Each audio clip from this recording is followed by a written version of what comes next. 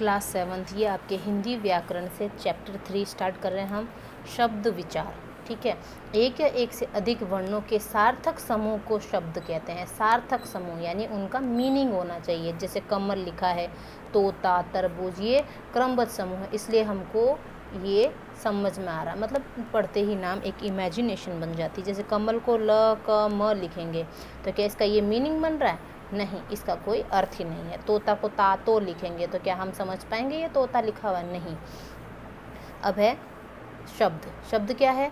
शब्दों से हम अपने भावों और विचारों को प्रकट करते हैं। जिस व्यक्ति को जितने शब्दों का ज्ञान होता है उसका भाषा पर उतना ही अधिकार होता है।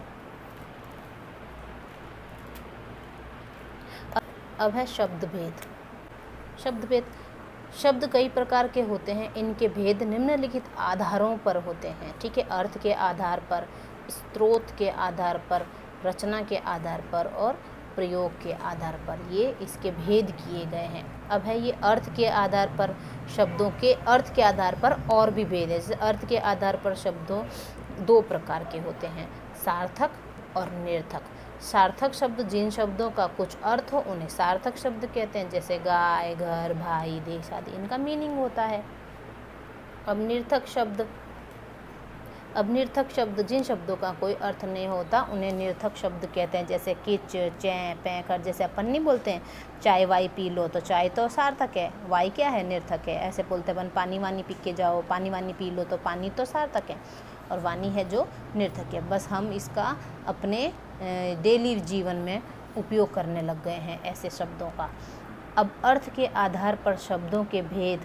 अर्थ के आधार पर शब्द के निम्नलिखित भेद माने जाते हैं, ठीक है। अर्थ के आधार पर एक तो सार्थक और निरर्थक दो हैं, दो प्रकार हैं, लेकिन इसके भेद किए गए हैं इतने। पर्यायवाची शब्द, विलोम शब्द, अनेकार्थी शब्द, वाक्यांशों के लिए एक शब्द, एकार्थी शब्द, एकार्थक प्रतीत होने वाले शब्द, ये इसके भेद हैं, ठीक है, अर्थ के आधार पर। अब है पर्यायवाची शब्द। पर्यायवाची शब्द क्या होता है? जिन शब्दों के अर्थ समान होते हैं उन्हें पर्यायवाची शब्द कहते हैं, ठीक है। जैसे पानी का जल, नीर, अम्बू, मोर को मयूर, सारंग के की भी बोलते हैं, मतलब इसी के ही इतने सारे नाम हैं। अब यह विलोम शब्द। विलोम शब्द क्या है? एंटोनियम्स नहीं पढ़ते हो आप लोग इंग्लिश में? किसी शब्द का विपरीत अर्थ बताने वाले शब्द विलोम शब्द कहलाते हैं। जैसे मान का अपमान, अमीर का गरीब, हानि का लाभ, हानि मतलब नुकसान, ऐसे।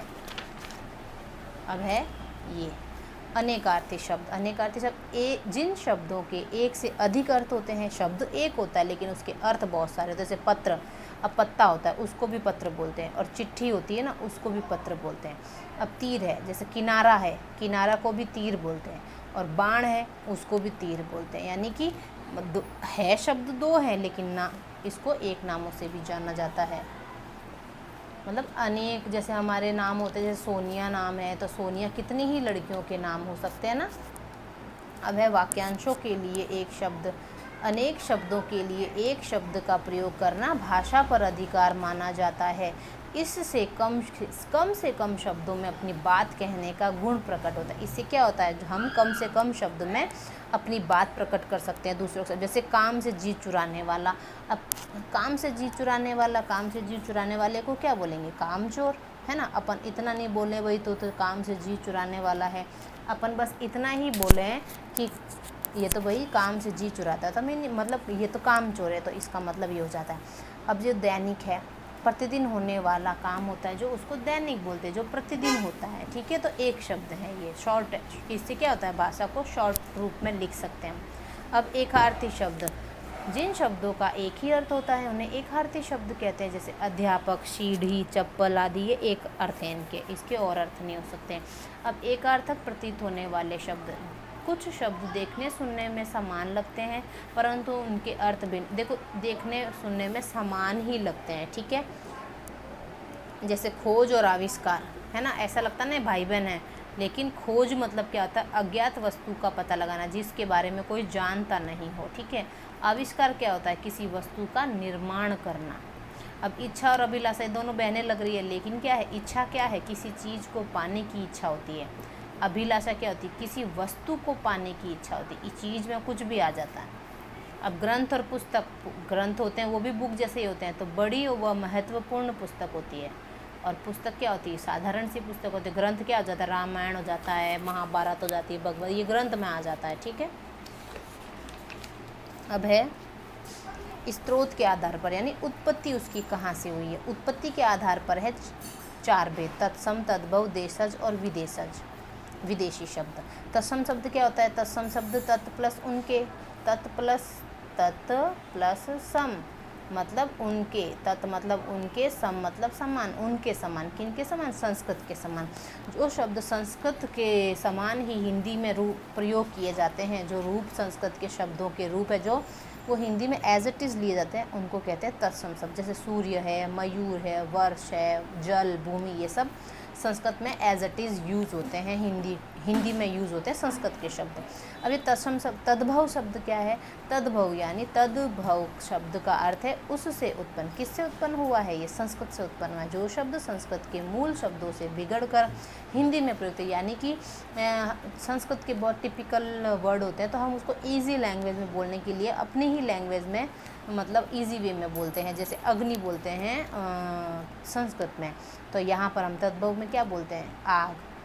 इसको बोलते हैं पर्वत, तो अपन क्या बोलते हैं तद्भव में, पहाड़। बंदर है, बंदर को संस्कृत में बोलते हैं वानर, और तद्भव शब्द बिगड़ा रूप क्या हो गया, बंदर। ठीक है, अब है देशज शब्द। देशज शब्द क्या था है, क्षेत्रीय प्रभाव के कारण हिंदी में आए हुए, जो आवश्यकता अनुसार हिंदी में आ गए हैं। जैसे देश, गांव के जो पास पड़ोस के जो है ना गांव, उनके वहाँ के, जैसे फटाफट, गाड़ी, मटका। अपन लोग जैसे जोधपुर में रहते हैं, जो जोधपुर में जो आसपास जो टच में जो भी गांव है, तो उसके जो छोटे मोटे गांव है वहाँ पर जो डेली लैंग्वेज में यूज़ किए जाते हैं जो वर्ड, तो वो भी हिंदी में आ गए हैं। अब विदेशी शब्द क्या है, भारत पर अनेक वर्षों तक विदेशियों का, ये विदेशी शब्द क्या है, जो अनेक देशों से, अनेक दूसरी कंट्रियों से लिए गए, जैसे अंग्रेजी भाषा, अरबी भाषा के शब्द, फारसी, तुर्की, फ्रेंच, मतलब उनसे भी, मतलब हमने कुछ ऐसे शब्द आ गए हिंदी में जो हम उनको यूज़ करते हैं। अपन को पता ही नहीं चलता है कि तुर्की शब्द कौन सा है, फ्रेंच शब्द कौन सा है। ये कुछ शब्द हैं जो हिंदी में ऐड ऑन किए गए हैं। रचना के आधार पर शब्द के भेद है। रचना यानी बनावट, बनावट के अनुसार क्या है, रूढ़, यौगिक और योग रूढ़। अब रूढ़ शब्द क्या होते हैं, ऐसे शब्द जो जिनके सार्थक खंड न किए जाएं, यानी कि इनके खंड नहीं हो सकते हैं और हम उनको वैसा का वैसा ही हम लोग उनको समझ सकते हैं, और वे एक निश्चित अर्थ पकड़ होता है उनसे। जैसे रूढ़ शब्द, जैसे घर है, फल है, आँख है, बिल्ली, जूता, कुर्सी, यानी इनको एज इट इज़ यूज़ किया जाता है, हम इनको ऐसे ही समझ सकते हैं। इनके अगर खंड किए जाएं तो हम इनको समझ नहीं सकते हैं। यौगिक शब्द है, योग का अर्थ है जुड़ना। जो शब्द दो या दो से अधिक शब्दों के मेल से बनते हैं यौगिक शब्द कहलाते हैं। दो शब्दों से बने होते हैं, जैसे पाठ और शाला, पाठशाला, गुणवान, गुणवान, राजा, पुत्र, राजपुत्र, यानी कि ये दो शब्दों से मिलकर बनते हैं यौगिक शब्द, यानी यौगिक मतलब जुड़ना। योग रूढ़ शब्द भी यौगिक के जैसे होते हैं, लेकिन जब ये जुड़ के जब बनते हैं ना, तो इनका अन्य अर्थ प्रकट होता है। जैसे पंकज है, पंकज शब्द में पंक प्लस ज है। पंक मतलब होता है कीचड़, और ज मतलब उपजना, मतलब जन्म लिया हुआ। तो अर्थात जिसने कीचड़ में जन्म लिया है, यानी कीचड़ में पैदा हुआ है, वो है कमल। क्या इसका आंसर है, पंकज किसको बोलते हैं, कमल को। इसी प्रकार एक उदाहरण और है इसमें, जैसे ये है लंबोदर, लंबा है उदर जिसका, तो किसका, गणेश। इसका आंसर क्या आया, गणेश। पीतांबर, पीत प्लस अंबर, पीले अंबर मतलब कपड़े कौन पहनता है, श्री कृष्ण, तो इसका अन्य अर्थ प्रकट होता है। अब है प्रयोग के आधार पर शब्दों के भेद हैं। प्रयोग के आधार पर शब्दों के 8 भेद किए गए हैं। संज्ञा, सर्वनाम, विशेषण, क्रिया, क्रिया विशेषण, संबंध बोधक, समुच्चय बोधक, विस्मयादि बोधक, ये सारे के सारे प्रयोग के आधार पर हैं। इनके प्रथम 4 विकारी शब्द कहलाते हैं और अंतिम 4 अविकार। अब देखो, संज्ञा, सर्वनाम, विशेषण और क्रिया, ये कहलाते हैं विकारी शब्द, ठीक है। और जो ये क्रिया विशेषण, संबंध बोधक, समुच्चय बोधक, विस्मयादि बोधक, ये हैं अविकारी शब्द, यानी कि इनमें विकार मतलब त्रुटि होना। यानी इनको अगर हम शब्द सेंटेंस मेकिंग में लेंगे तो इसमें क्या होता है, परिवर्तन हो जाता है। संज्ञा शब्दों में भी परिवर्तन कर सकते हैं, जैसे लड़का का अगर लड़की है कोई, तो अपन लड़की लिखेंगे। सर्वनाम शब्द है, वह है, यह है, किसका है, जो ये सर्वनाम शब्द हैं वो भी आएंगे। विशेषण है, जैसे काला है तो काला का काली हो जाएगा, तो ये इसमें परिवर्तन हो सकता है। लेकिन जो क्रिया विशेषण, संबंध बोधक, समुच्चय बोधक, विस्मयादि बोधक शब्द हैं इनमें परिवर्तन नहीं होता, इसलिए इनको अविकारी शब्द कहते हैं।